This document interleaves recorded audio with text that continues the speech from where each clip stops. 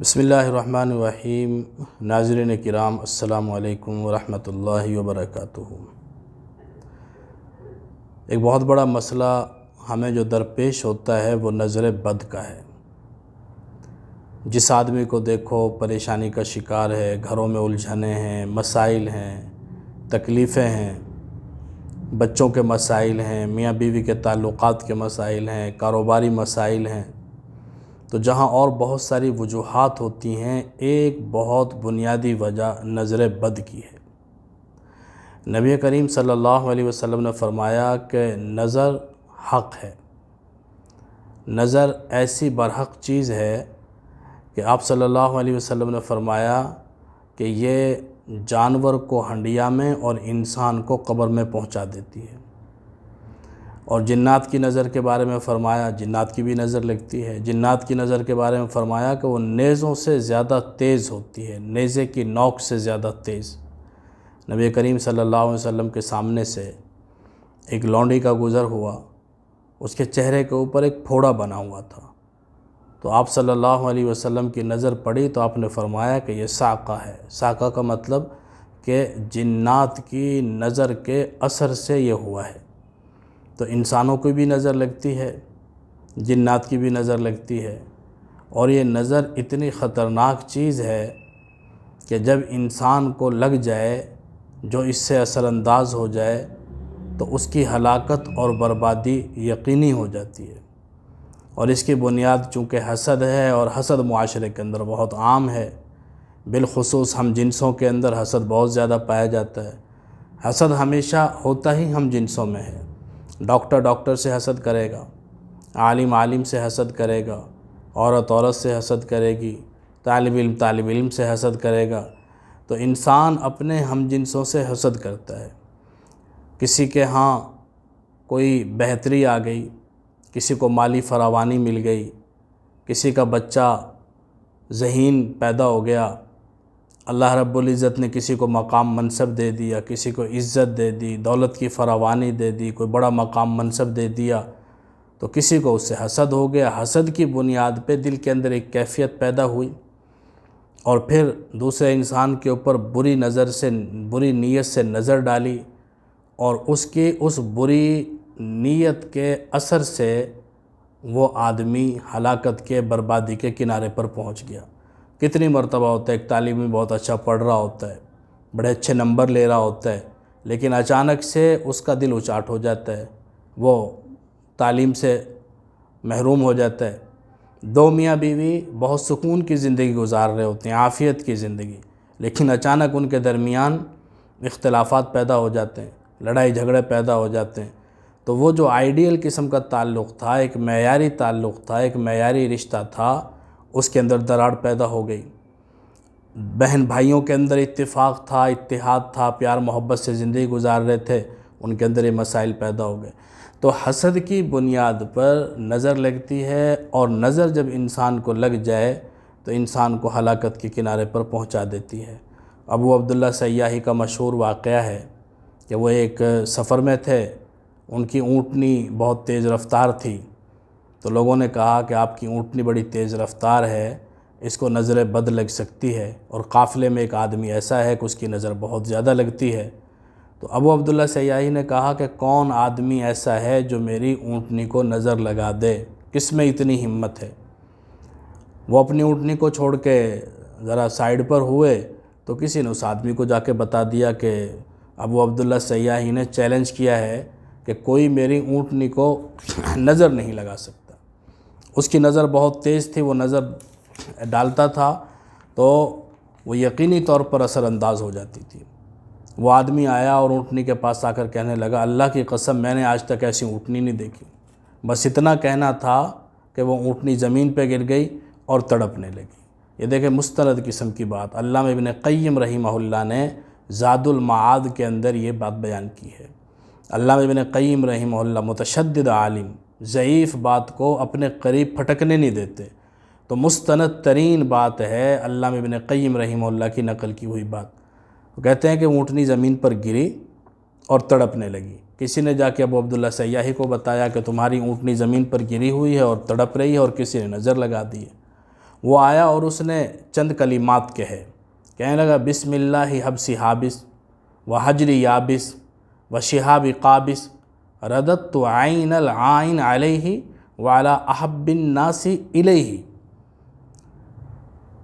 اتنا زبان سے لفظ نکالنا تھا، یہ کلمات زبان سے نکالنے تھے کہ اس آدمی کی نظر، یہ آنکھوں کے ڈیلے، حدقے ان کو کہا جاتا ہے، آنکھوں کے ڈیلے نکل کے باہر آ گئے۔ یہ الفاظ زبان سے نکالے، اس کی آنکھیں باہر کو آ گئیں اور اس کی اونٹنی کھڑی ہو گئی اور تندرست ہو گئی۔ اب یہ واقعہ اگر علامہ ابن قیم رحمہ اللہ جیسا اس واقعے کو اپنی کتاب میں جگہ نہ دیتا، علامہ ابن قیم رحمہ اللہ جیسی مستند شخصیت اس واقعے کو اپنی کتاب میں جگہ نہ دیتی تو اس بات کا یقین کرنا مشکل تھا۔ اس کی آنکھوں کے حدقے باہر آ گئے، ڈیلے باہر آ گئے اور اونٹنی تندرست ہو گئی۔ تو عرض کرنے کا مقصد یہ کہ نظر جو ہے بہت خطرناک چیز ہے۔ نبی کریم صلی اللہ علیہ وسلم کے زمانے کا واقعہ ہے کہ عامر بن ربیعہ ایک صحابی تھے، انہوں نے سہل بن حنیف رضی اللہ تعالیٰ عنہ کو تالاب میں غسل کرتے ہوئے دیکھا۔ وہ تالاب میں غسل کر رہے تھے تو نظر پڑی تو کہنے لگے کہ اللہ کی قسم میں نے آج تک ایسا بانکا، ایسا کڑیل جوان نہیں دیکھا، اتنی خوبصورت جلد والا آدمی کوئی نہیں دیکھا۔ بس اتنا کہنا تھا، وہ وہیں تالاب کے اندر ہی گر گئے اور ان کو تیز بخار، پھر ان کو پکڑ کے وہاں سے نکالا۔ نبی کریم صلی اللہ علیہ وسلم تک بھی یہ بات پہنچی تو آپ صلی اللہ علیہ وسلم نے ناراضی کا اظہار فرمایا عامر بن ربیعہ سے۔ ان سے کہا کہ تم نے دعا کیوں نہیں پڑھی؟ اگر انسان کو یہ یقین ہو کہ میری نظر کسی کو لگ جاتی ہے تو اس کے لیے بھی نبی کریم صلی اللہ علیہ وسلم نے ایک دعا بتائی ہے کہ اس کو چاہیے کہ وہ یہ کہے اللہم بارک علیہ، کہ اپنے اوپر یہ دم کر لے، اپنے اوپر یہ پڑھ لے اللہم بارک علیہ، تو پھر اس کی نظر کسی کو نہیں لگے گی۔ یا ماشاء اللہ لا قوت الا باللہ، جیسے ہمارے ہاں عام رواج ہے کہ کوئی چیز اچھی لگتی ہے تو ماشاء اللہ کہتے ہیں الحمدللہ، کوئی چیز نظر آئی اچھی لگی ماشاء اللہ، تو ماشاء اللہ لا قوت الا باللہ۔ نبی کریم صلی اللہ علیہ وسلم نے نظر کو برحق بتایا اور اس کا علاج بھی تجویز فرمایا۔ علاج کیا ہے؟ نبی کریم صلی اللہ علیہ وسلم نے اس کا آسان ترین علاج تو یہ بتایا کہ جس آدمی کی نظر لگی ہے اس آدمی کو غسل کروا کے اس کا پانی اس کے اوپر انڈیل دیا جائے جس کو نظر لگی ہے۔ اب بظاہر یہ کام بڑا مشکل ہے آج کے زمانے میں۔ اگر کسی آدمی پر شک ہو کہ فلاں کی نظر لگی ہے اور اس سے یہ کہہ دیا جائے کہ اپنے غسل کا پانی دے دو، وہ تو بگڑ جائے گا، لڑائی ہو جائے گی، اور پہلے معاملہ کم بگڑا ہوا تھا اب زیادہ بگڑ جائے گا۔ تو آج کے زمانے میں ایسا تو شاید قریب ناممکن ہے کہ کوئی اتنی اخلاقی جرت رکھتا ہو کہ اپنے غسل کا پانی دے دے کہ چلو بھائی اگر میری نظر لگ گئی ہے تو میں اپنے غسل کا پانی دے دیتا ہوں۔ غسل سے مراد سارا غسل نہیں، اگر صرف ہاتھ دھو دیے، چہرہ دھو لیا، کوہنیاں دھو لیں اور اپنے پاؤں دھو دیے، اندرون اعضاء کا کچھ حصہ دھو دیا تو اس سے بھی کام چل جائے گا۔ تو اتنا پانی پھر اس کے اوپر ڈال دیا جائے۔ نبی کریم صلی اللہ علیہ وسلم نے خود یہ علاج تجویز فرمایا۔ عامر بن ربیعہ سے بھی یہ فرمایا تم اپنے غسل کا پانی سہل بن حنیف کو دو۔ انہوں نے اپنے غسل کا پانی ان کے اوپر ڈالا تو اللہ تعالیٰ ان کو صحت عطا فرمائی، شفا عطا فرمائی۔ تو اصل علاج تو اس کا یہی ہے، اس طرح کر لیا جائے۔ اور آپ علیہ السلام نے بھی فرمایا کہ اگر تم میں سے کوئی آدمی غسل کا پانی مانگے تو اسے انکار نہیں کرنا چاہیے، لیکن ایسا موجودہ زمانے کے اندر قریب ناممکن ہے تو پھر کیا کرنا چاہیے؟ اس کے لیے نبی کریم صلی اللہ علیہ وسلم کی زندگی کا ایک معمول تھا۔ آپ علیہ السلام رات کو سونے سے پہلے آخری 3 سورتیں پڑھا کرتے تھے اس ترتیب سے کہ ایک مرتبہ پڑھتے، اپنے ہاتھوں پر پھونک مارتے اور پھر جہاں تک ممکن ہوتا پورے بدن پر ہاتھ پھیر لیا کرتے تھے، پھر دوسری مرتبہ ایسا ہی کرتے تھے، پھر تیسری مرتبہ ایسا ہی کرتے تھے، 3 مرتبہ ایسا کرتے تھے۔ اور آپ نے اس کا اتنا اہتمام فرمایا کہ جب آپ آخری وقت میں اپنے بستر پر تھے اور رحلت کا سفر تھا، بستر رحلت پر تھے اور آپ صلی اللہ علیہ وسلم کو خود اتنی ہوش نہیں رہتی تھی بعض مرتبہ کہ اپنے اوپر دم کر سکیں، تو حضرت عائشہ رضی اللہ تعالیٰ عنہ وہ پڑھتی تھیں یہ تینوں صورتیں، حضور کے ہاتھوں پر پھونک مارتی تھی اور حضور کے ہاتھوں کو پکڑ کر حضور کے جسم پر پھیر دیا کرتی تھیں۔ اور وہ فرماتی ہیں کہ میں ایسا اس لیے کرتی کہ جو برکت اللہ کے نبی کے ہاتھوں میں وہ کسی کے اور کسی کے ہاتھوں میں تو ہو نہیں سکتی، لہٰذا حضور کے ہاتھ پکڑ کر حضور کے جسم پر پھیر دیا کرتی تھی۔ پھر آیت الکرسی ہے، اللہ رب العزت نے اس کو قرآن پاک کی سب سے بابرکت، سب سے عظیم آیت قرار دیا ہے نبی کریم صلی اللہ علیہ وسلم نے۔ تو آیت الکرسی کو پڑھا جائے کہ جنات سے، شیاطین سے اس کے ذریعے سے حفاظت ہو جاتی ہے۔ پھر تمام وہ دعائیں کہ جن میں اللہ رب العزت کی پناہ مانگی گئی ہے، ان میں چند دعائیں پڑھ دیتا ہوں، اس کو ڈسکرپشن کے اندر ہم لکھ بھی دیں گے تاکہ ان کو آپ دیکھ کر اپنے اوپر، بچوں کے اوپر، کوئی کاروبار ہے، دکانداری ہے، کچھ بھی ہے جس پر شک ہے کہ کہیں خدا نخواستہ نظر نہ لگ گئی ہو تو اس کے پڑھ کے دم کر دیا جائے۔ بالخصوص بچوں کے اوپر اور اپنے گھر کے افراد کے اوپر ان دعاؤں کو پڑھ کے دم کر دیا جائے، پھونک مار دی جائے تو اللہ تعالیٰ انشاءاللہ شفا عطا فرمائیں گے۔ میں ان کو ایک دفعہ پڑھ دیتا ہوں تاکہ آپ جو ہے ڈسکرپشن میں سے جب اسے دیکھیں تو آپ تلفظ آپ اس کے مطابق ان کو پڑھ سکیں۔ ایک تو دعائے جبریل ہے۔ جبریل علیہ السلام حضور صلی اللہ علیہ وسلم کے پاس حاضر ہوئے، آپ علیہ السلام کی طبیعت خراب تھی تو انہوں نے حضور علیہ السلام پر آ کر دم کیا، بسم اللہ ارقیکا من کل داء یؤذیکا من شر کل نفس او عین حاسد اللہ یشفیکا باسم اللہ ارقیکا۔ یہ دعا ہے، یہ آپ تلفظ میں نے پڑھ دیا ہے اور آپ ڈسکرپشن میں جب اسے دیکھیں گے تو اس تلفظ کے مطابق اسے پڑھ لیجئے گا۔ ایک بہت عام دعا ہے، تقریباً سب کو آتی ہے، اعوذ بکلمات اللہ التامہ من کل شیطان وہامہ ومن کل عین لامہ۔ یہ دعا، بہت ساری دعائیں ہیں، بے شمار دعائیں ہیں، لیکن صرف ان دو دعاؤں کو پڑھ لیا جائے اور ساتھ میں جو ہے معوذتین، آخری دو صورتوں کو پڑھ لیا جائے، ان میں بڑی برکت ہے۔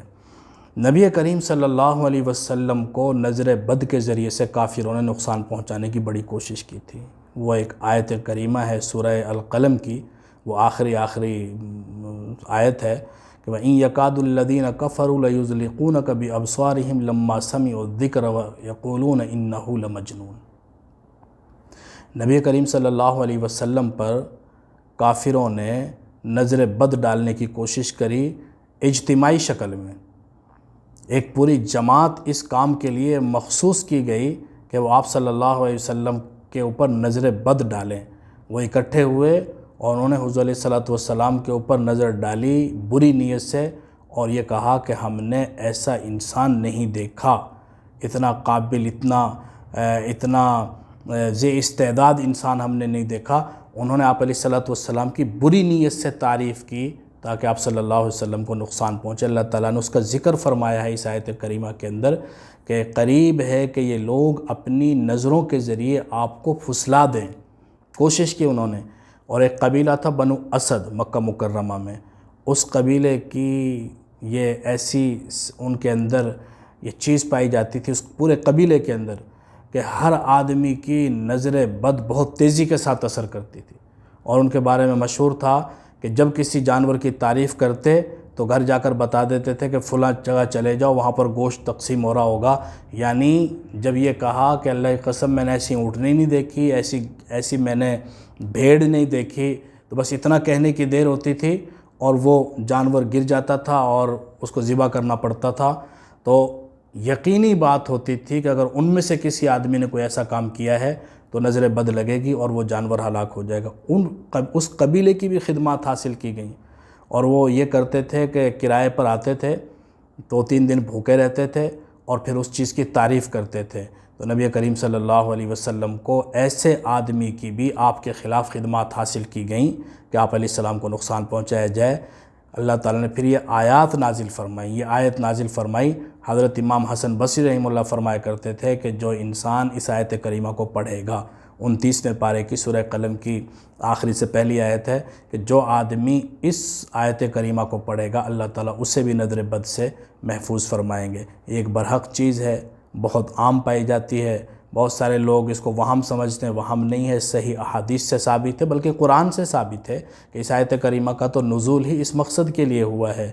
تو اللہ رب العزت جو ہے ہمیں حاسدین کے حسد سے بچائے اور خائنین کی خیانت سے بچائے، اور جو بری نظر ڈالنے والے ہیں ان کی اللہ تعالیٰ نظر بد سے محفوظ فرمائے۔